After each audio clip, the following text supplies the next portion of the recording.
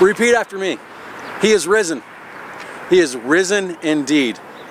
Good morning, Living Hope Wesleyan. So glad that you're here this day, this Easter Sunday, this Resurrection Day. It's a joy for us to gather together today, and I'm so glad that you have joined us.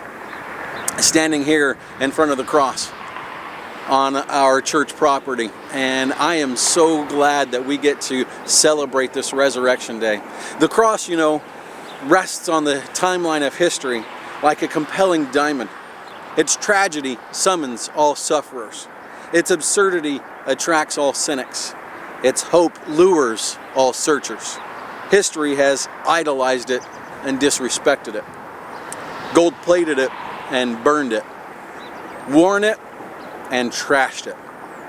History has done everything but ignored it. As you contemplate the importance of the cross today, where do your thoughts go? The whole of the crucifixion? Do they go to the person on the cross, the beaten and bruised body of Jesus? Do they go to the crown of thorns resting on his head, the labored breathing? Maybe this morning your thoughts are on something else, something more specific. My thoughts go to the cross, but more specifically, I've been drawn to the nails this week. The nails of the cross, those spikes, the iron of the earth refined into a tool, this time a tool of torture.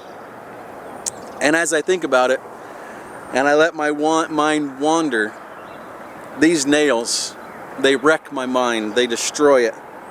They seem so brutal and so unnecessary, yet I know there is a reason. I know there is a purpose to these tools of torture. But the brutality of it all is overwhelming.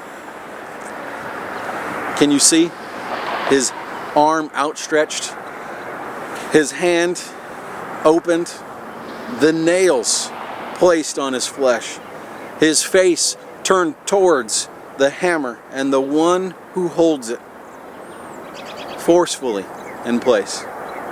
Can you see that he doesn't resist, that he has love in his eyes? That he's not fighting, that he is willingly putting his body on the line.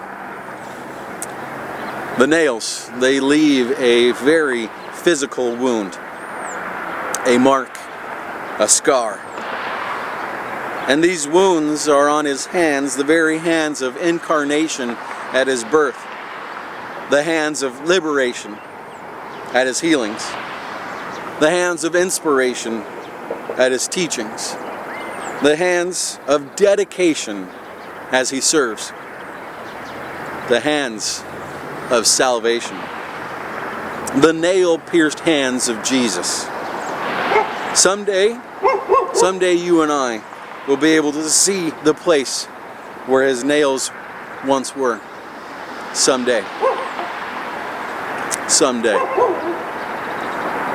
Let me invite you to join in and sing with us as we worship on this Resurrection Sunday.